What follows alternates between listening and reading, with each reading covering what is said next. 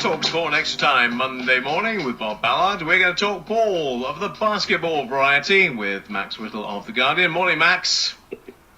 Hey, Bob, how are you? I'm very good indeed. Golden State Warriors doing well, kind of as we expected. I mean, they've been great the last few seasons, and they're in a bit of a rich vein of form now.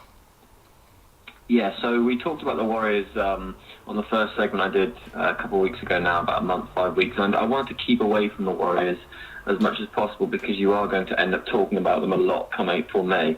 But you can't really not talk about their current 11-game win streak. They've got the best record in the league now, 15-2. I remember we were talking about their loss to the Lakers when they lost by 20 a few weeks ago, and since then they haven't done that. On Friday, if we go back to Friday and work our way forward, they beat the Lakers by 24. And that's when Draymond Green, one of their superstars, unintentionally kicked his teammate Ian Clark in the throat, which sounds very delightful. And he managed to twist his ankle. No, not really. Managed to twist his ankle on that play.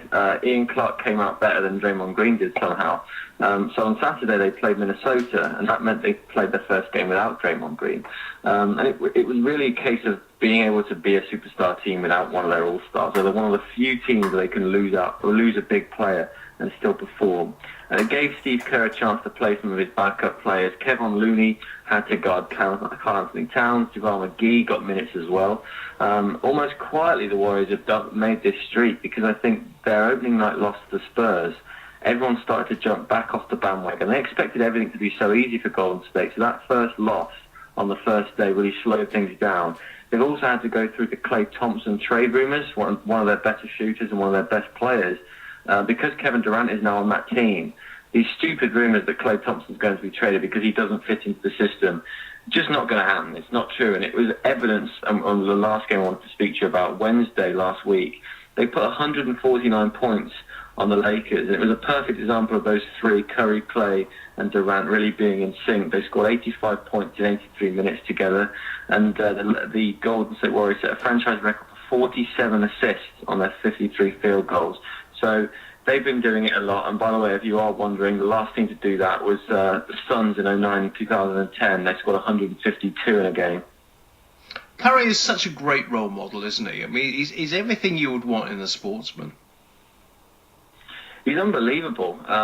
He came to fame about 3 seasons ago when people realised that he could really shoot threes. But as a person, he does everything the right way. He's from the right family. His father, Dell, played in Charlotte for most of his career with Muggsy Bogues, and it was always, Dell's son. And now it's definitely, Dell's son, Steph, is the guy who everyone talks about. It's not about his father anymore. And his brother, Seth Curry, as well, who, if you go and get a chance to look at some of the interviews that he's done, he's a really interesting guy, just like his brother, down to earth, from a great family, and he's now playing in Dallas. So a wonderful success story, the Currys. Yeah, very good stuff. We're going to talk triple-doubles. Now, those who don't know about basketball might think we're talking about hamburgers here, but we're not. We're talking about Russell Westbrook's triple-double. So for the uninitiated, what is a triple-double and why has he done what he's done? So a triple-double is when you record at least 10 points, 10 assists, and 10 rebounds in a game. And those are the bare minimum of what you can do for a triple-double. So on Saturday, he recorded his 44th career triple-double. And that tied him with LeBron James for 6th all-time. Funnily enough, and surprise, surprise, a couple of hours ago, LeBron got a triple-double against the Sixers, which means he's back ahead of Westbrook. But the catch here is he got to 44, Russell Westbrook, in 395 fewer games than James did. That's 5 seasons worth of games. And before we delve deeper into this, consider Oklahoma City Thunder, who is Westbrook's team, the last 4 games they've played. Now, Westbrook has acquired nearly 4 triple-doubles out of that. He got 2 out of 4. In the other 2 games, he was 2 rebounds short in one and 1 assist short of the other. And he's doing it with huge numbers. He scored 34, 31, and 36 last week. And then in the last 2 games they've played, he's accrued 32 assists. 28 years since that, 15 assists back-to-back on a triple-double. So he's got 7 triple-doubles this season. He had 18 last year, so he's on pace for 33. And through 18 games, he is literally 1 rebound short of averaging a triple-double. Now, we mentioned this a few weeks ago, that Oscar Robertson back in 1962 was the only guy to ever average a triple-double. It's such a hard thing to do. And he, by the way, is on top of that list we mentioned at the start of the segment. He's on 181 triples. So a long way to go for Westbrook in that sense. Also means you have to log a lot of court time to do that, doesn't it? Yeah, absolutely. That's what people are saying, is that, will he be able to keep up this pace? But the fact that with Kevin Durant leaving, his usage rate is so high, and usage rate is basically the share of possessions where you finish with a shot, a foul drawn, or a turnover, and his is currently at 40%. So he would account for the most usage rate all time. He's getting most of the ball. The offense is running through him. But OKC have outscored opponents by 113 with him on the court, and without him, they're losing by 88 overall. So his impact is huge. I think he's going to do it. I really do. Let's talk about the current king of the three-pointers, Kevin Love.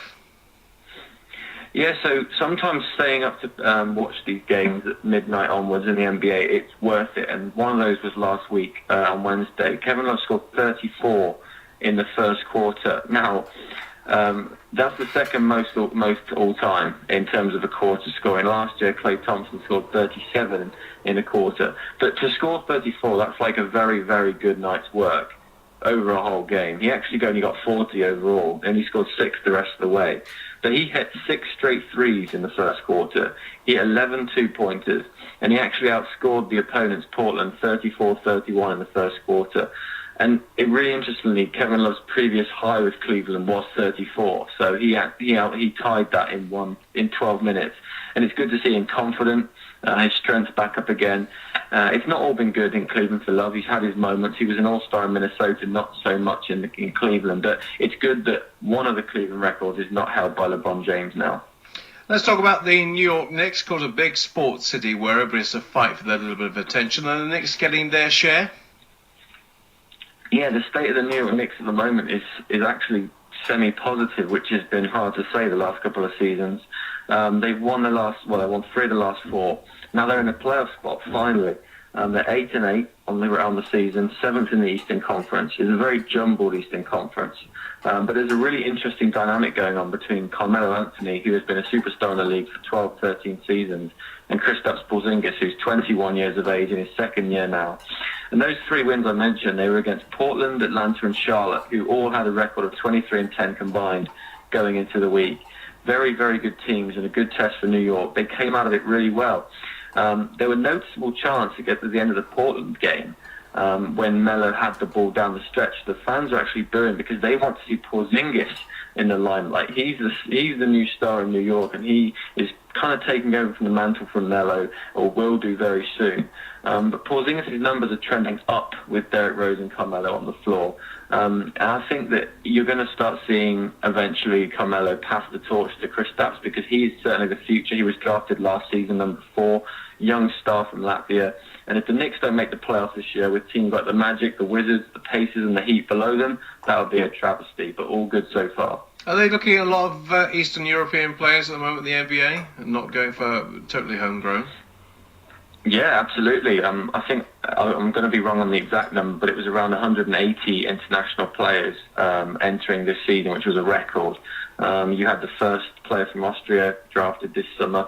Latvia has always been a hotbed for talent. Lithuania, obviously some of the biggest stars like Dirk Nowitzki from Germany. There's a real growth with the NBA, and like we talked about last week with social awareness, I think a lot of that comes back to how many international players they have around the league. As we know, it's a global game.